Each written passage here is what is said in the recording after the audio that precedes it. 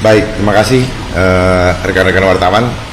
Sore hari ini kita sudah melihat hasil quick count dan hasilnya kami anggap ini adalah suatu kemenangan bagi kami karena selama ini kami ditekan di angka 3% sampai paling tinggi 5% dan kenaikan yang cukup signifikan dengan kemampuan yang sangat minim, tetapi puji Tuhan alhamdulillah hasilnya buat kami sangat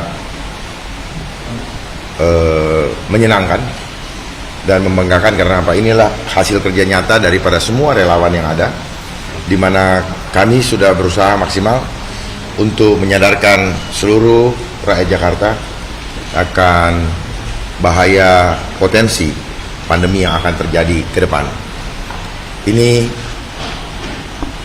adalah hasil efektif yang bisa kita semua dapatkan dan kami menghimbau kepada semua relawan untuk tetap tenang, ikhlas menerimanya, dan kita sama-sama bersiap dan seluruh warga yang ada di Jakarta untuk berhadapan dengan potensi pandemi berikutnya, karena saudara-saudara semua, saudara-saudara saya warga Jakarta sudah menjatuhkan pilihannya.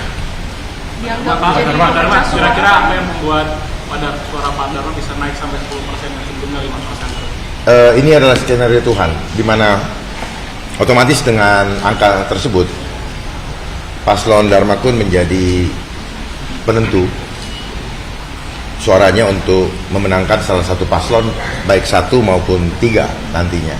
Ini adalah berkat luar biasa karena kami berdua bukanlah orang yang berlatar belakang politik dan tidak mempunyai basis partai.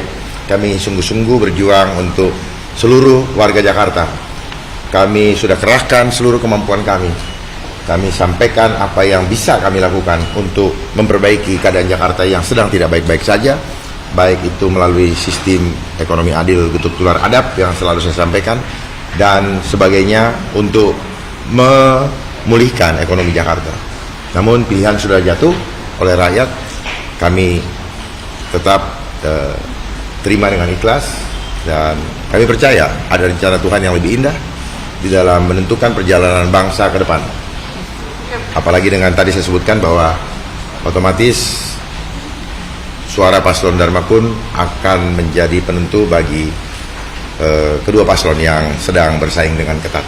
Ini kan kemungkinan untuk 2 putaran. Sudah ada komunikasi lah kah dengan 01? Oh, belum, sama sekali belum ada, karena kami juga tidak mau berpikir sejauh itu. Kami hanya melihat bahwa yang kami perjuangkan sampai titik ini adalah jangan sampai ada pandemi lagi di Jakarta. Kita lihat bersama terpilihnya Menteri Kesehatan Amerika Robert Kennedy Jr. yang selama ini juga menolak adanya pandemi dan juga menolak imunisasi maupun vaksin terhadap anak-anak, itu ditunjuk oleh Presiden Trump untuk menjadi Menteri Kesehatan agar apa? Agar dapat melindungi warga Amerika Serikat dari manipulasi korban daripada marketnya vaksin. Artinya market vaksin di Amerika akan terhambat. Kami berharap di Indonesia pun demikian. Jangan lagi warga Indonesia dijadikan market atau pasar kesuksesan daripada industri farmasi, khususnya vaksin. Akan mendukung siapa Pak kira jika ada putaran kedua, akan mendukung siapa kira-kira? Sangat tergantung daripada arahan Tuhan kepada kami. Kami tidak pernah mau menggunakan hasrat atau otak kami, tapi kami serahkan. Kami harus juga berdoa dulu, meminta petunjuk Tuhan mana yang terbaik, karena tujuan kami hadir sini bukan untuk kekuasaannya, tetapi lebih kepada bagaimana kami punya kesempatan untuk menyuarakan kebenaran walaupun hasilnya dianggap kurang memadai. Tapi bagi kami ini adalah peluang besar, kesempatan yang Tuhan berikan kepada kami untuk bisa menyuarakan dan pastinya akan didengar oleh seluruh rakyat Indonesia, bahkan dunia. Pak, di debat kemarin kan Bapak sempat melontarkan dukungan kepada Pak Pram untuk menjadi presiden. Apakah ini bakal mendukung juga di lebaran? Sinyal-sinyal nggak Pak? Artinya begini, kan lihat dulu temanya apa. Temanya berbicara mengenai kebocoran internet, kebocoran jalur keamanan untuk pengamanan data. Artinya level untuk mengambil kebijakan itu adalah level presiden. Sehingga saya ketika itu menyampaikan apabila diperlukan saya siap menjadi konsultannya, bukan berarti staf khusus atau apa, dalam arti saya menerima jabatannya. Saya lebih suka memberikan masukan apabila diperlukan. Kalau tidak ya tidak Pak. Pak, di PDS Bapak kalah sama Pak Kun. Itu tanggapannya terus. Ya, seperti saya bilang lagi, kekuatan kami terbatas. Kemenangan ini bukan berarti menentukan kualitas seseorang, baik integritas, elektabilitas maupun etikabilitas.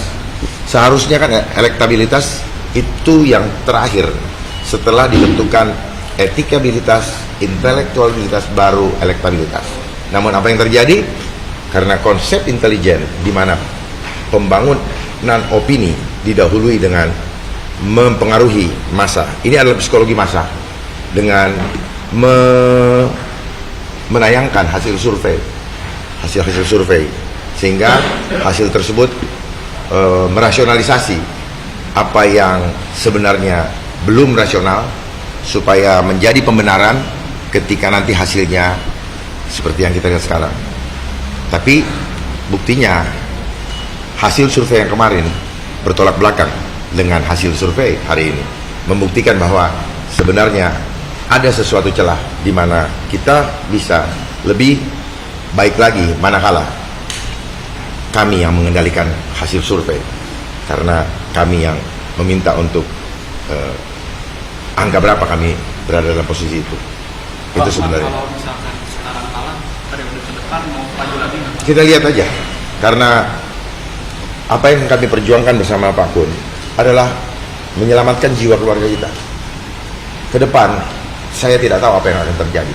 Saya sudah memberikan warning kepada seluruh warga Jakarta, bahkan rakyat Indonesia, bahwa waktu kita terbatas dan kesempatannya adalah sekarang. Tidak sekarang, tidak lagi ke depan. Jangan dipikir ke depan Indonesia akan semakin baik, tetapi akan semakin tidak baik-baik saja.